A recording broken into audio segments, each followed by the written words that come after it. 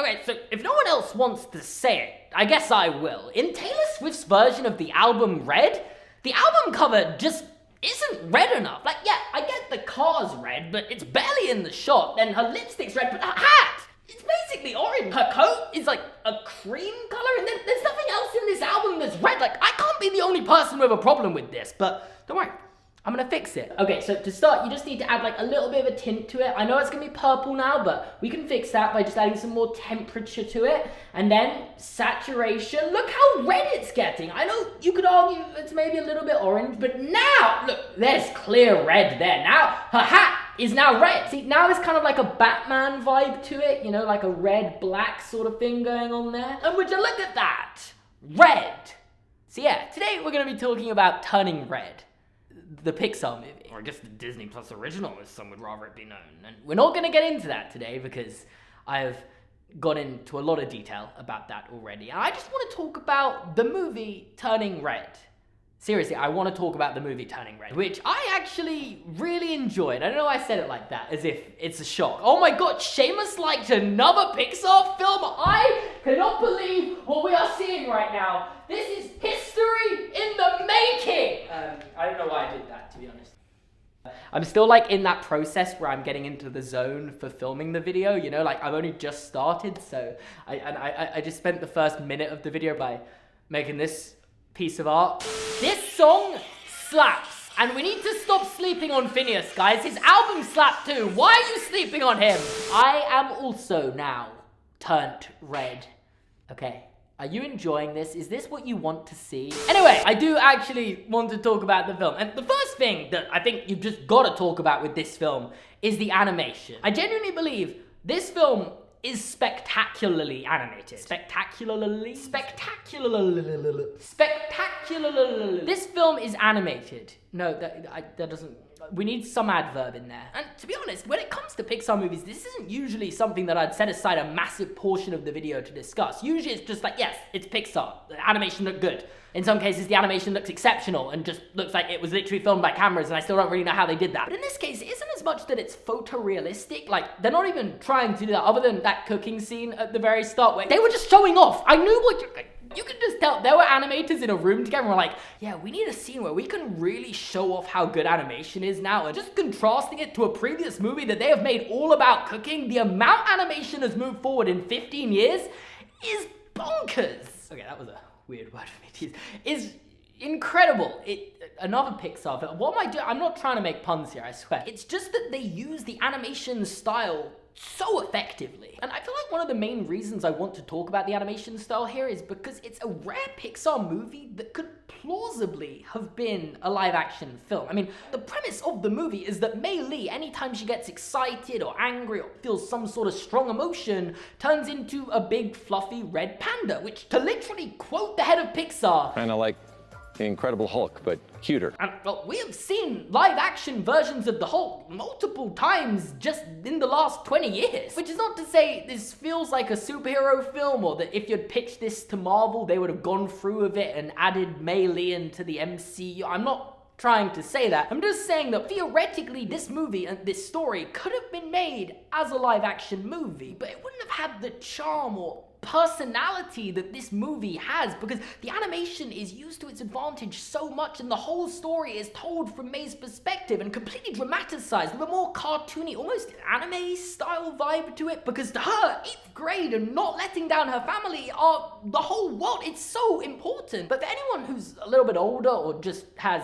actual problems in their lives, you might not really empathize with May that much. And I think the animation helps really make you root for her and just makes it so much more personal. From that fast-paced opening introducing her all the way to the title card, I just think sets the tone for this film so nicely. And to be honest, I just think generally this depiction of preteen to teen girls was really well done, and you can tell it was based off some sort of real-life experience from the director Domi Shi. I mean, I'm guessing she didn't actually turn into a giant red panda at any point, as far as I'm aware. I felt all the important characters were designed exceptionally, like they just fit the voices and what the characters should be like, at least as far as I felt. And even something as simple as changing May's hair from the dark brown to red, like she looks so much better with red hair, and that's really effective symbolism to do with how she is more herself and is generally happier when she's got red hair or can turn into a giant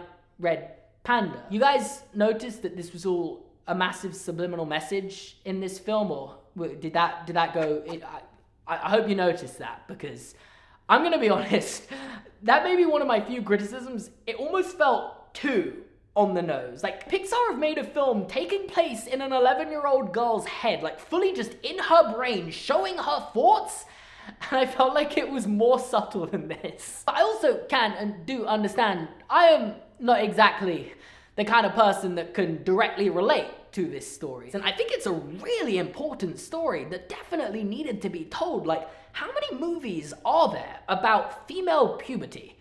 I'm generally been racking my brain for about 2 days, and this is the only one I can think of. Like, Inside Out, maybe, by the same company, but they kind of like play off puberty coming as a joke towards the end. Hey guys, what's puberty? I feel like it can be a bit of a taboo topic that we're not really supposed to talk about, but why is that? It's such a difficult and troubling part of so many young girls' lives, and I'm glad that there's a movie out there that shows that, yeah, it's difficult going through those early teenage years, especially if you're a girl. And I was really happy to see them actually be a lot more upfront about addressing these mature topics. I mean, Pixar have often been pretty good at addressing mature topics. I mean, they've got a lot of movies about death, specifically over the last 10 years, and I genuinely would love for them to continue in this vein. I love seeing Pixar delve into things that you feel like they shouldn't be talking about. Like, I don't know about you, I would love for Pixar to make a PG-13 movie. And I know there's the argument, oh, well, a Pixar movie probably wouldn't do well if it wasn't accessible for children. And I do like having movies accessible for everyone to watch. And Pixar are very good, if not the best, at finding that middle ground where kids and adults can both enjoy their movies simultaneously. But guys, if Pixar made a PG-13 movie, you know that would be a classic! And kids could still see, just wait a couple years. And back to Turning Red, wow, that's, oh God, I'm never gonna let that one down. Oh, I should probably give a spoiler warning.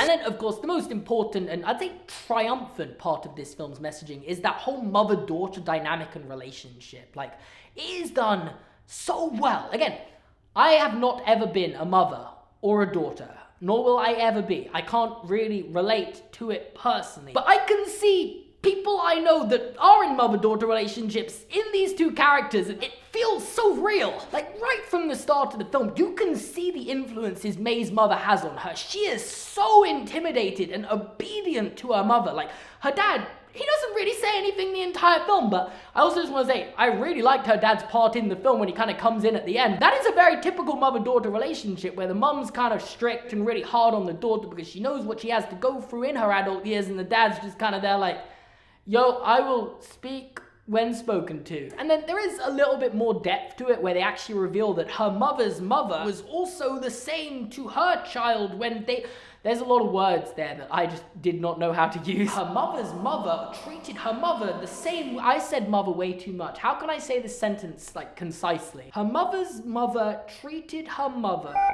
Her grandmother, okay, that's how I do it. The grandma, I've got to use the word that her grandmother treated her mother in the same way, and the giant red panda is what tore them apart. And in the end, the story goes down like the classic route of the mother has to learn something, apologizes to her daughter, and lets her go live her own life to stop history repeating itself. And I'd say that's, again, the only other minor criticism I have on this film is that it is maybe a little bit predictable. I mean, maybe this is a really, really harsh nitpick, but I didn't ever feel at any point in the film like I had no idea what was going to happen next. And I guessed multiple aspects of the story before they happened. Like, I don't know about you, but the scene where she attacks that boy, Tyler, I have no idea what his name is, at his birthday party, and it's like, oh my god, no, the panda might actually be dangerous. Leading to her having a brief falling out with her friends where they have to get on with their lives without her. Like, I feel like that happens in every single movie that is like this. And it's weird because I can't pinpoint what type of movie this is. Like, movies where the main character turns into a monster? Is that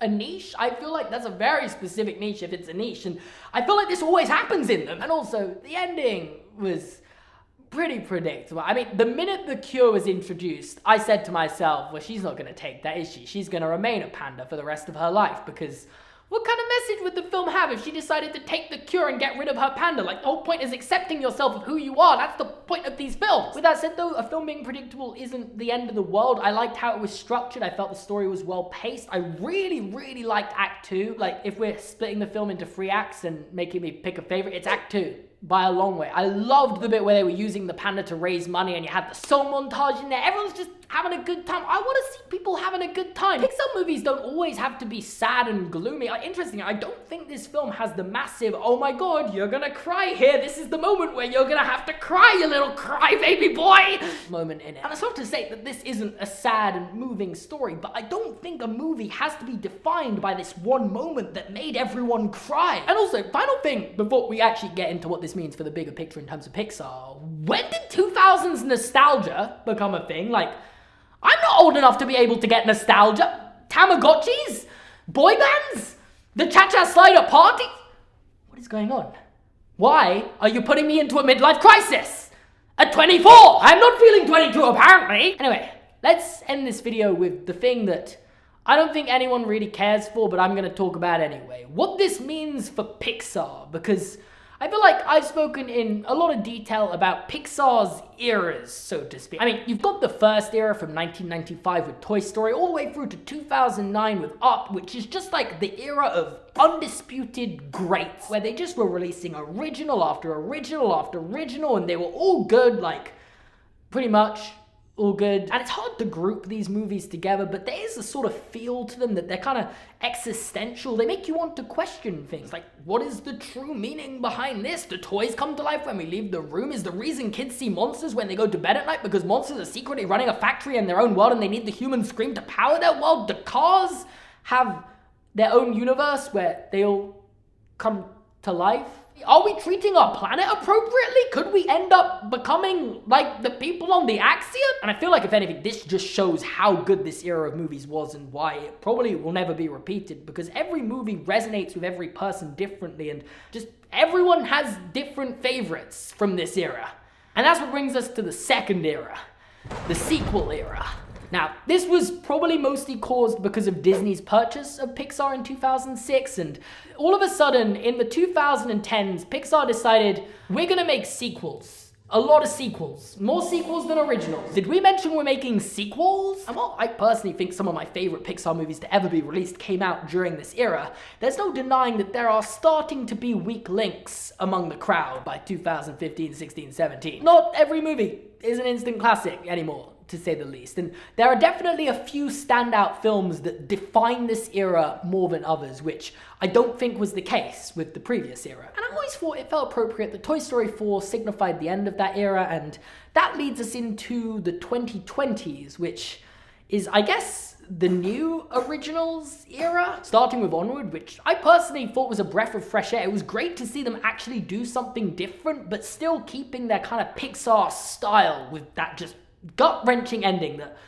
I try not to think about. But I never felt Onward set the world alight, so to speak. It was obviously affected by the pandemic. It was pulled from cinemas and thrown straight onto Disney+, and ever since then, all of Pixar's movies have been thrown straight onto Disney+, and I'm not getting into that today. Don't worry, I'm not going to talk about it. But I thought that Soul would be. It felt more typical Pixar. It was directed by Pete Docter, whose track record up until this point had been Monsters, Inc., Up, Inside Out, so pretty good track record. However, I never felt Soul really made the impact I expected it to. And then, quite a few months later, the world just fell in love with Luca. And I'm hoping the world falls in love with Turning Red in the same way. Obviously, since it's so early, I don't really know what the public consensus about this film's gonna be. I don't know if this is gonna be like a cultural phenomenon that everyone just gets together and loves, or if it just kind of falls under the radar. I'm very curious to see what happens here. I imagine some of the reaction to this film is very, oh, Pixar are only making movies for girls now.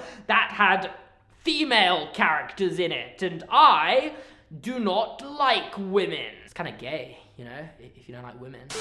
Now, I'm thinking maybe the thing that's going to define this era, as I've said a couple times in this video so far, is how personal these movies are. Turning Red is literally a story about an Asian girl in high school in Toronto in 2002, which just feels like directly pulled out of Domi Shi's life. Luca is a movie by Enrico Casarosa, who is from Genoa in Italy, a seaside town that's like where the movie takes place. Onward is a story about two brothers who have lost their father, and the younger brother learning that his older brother had actually been his father the entire time. Like, that is Dan Scanlon's story, basically. I mean, all these movies have added in some fantasy elements to it, but I like that. It's like an era of Pixar making their movies more personal, and kind of weirdly now, Soul is the odd one out. I thought it was going to be the standout, and on paper, I would say it's probably my favorite of all of the movies, but it's also the one that's left me with the least to think about, strangely, especially taking this existential message that's very typical of Pixar from this movie. And I feel like my opinions have developed and changed as this era has gone on, but I am now just loving this new kind of carefree era of Pixar where they're going to go and explore new cultures and different ideas, and their movies are making me hungry a lot more than they were. I saw Luca and all I ate was pasta for a week, right? I really want to bow right now, guys.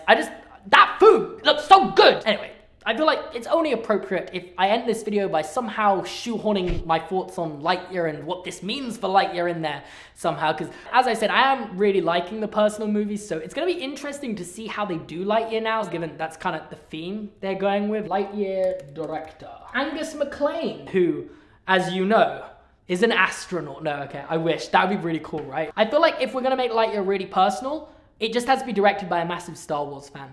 I feel like that's the only thing that's important, and here's to hoping that Angus MacLane is just the world's biggest Star Wars. I don't know, does anyone know him? You said that Empire is actually one of your favorite movies. Yeah, it's number 3 right now. Number 3. Lightyear is gonna be so good, guys. I can't stress this enough. Anyway, this has been a video about Turning Red, and I thought Turning Red was great. I mean, this is genuinely one of the most positive reviews I feel like I've ever given a film. Like, I'm just like more excited about the future of Pixar because of it than anything. I'm so excited for the future of Pixar. And if you are, and if you enjoyed this video and want to see more videos of a guy getting too excited over Pixar films, this is the channel for you. You should leave a like and go check out my Patreon. Special thank you to Kayla, Chase, Christina, Franzi, Jacob, Natalie, Natasha, Nick, Amanda, Aneshka, Kaylin, Gracie, Jordan, Ollie, Reed, Jonathan, Ben, another Jacob, Victoria, and Will for supporting me on Patreon. If you also want to check out my Patreon, make sure to check it out. Link in the description down below. Thanks for watching. You can subscribe, watch another video, check out the Patreon I just mentioned in the description down below, and I will see you guys when I review Lightyear. I'm probably going to upload videos in between that too, but just I hope you guys watch that when it comes out, please.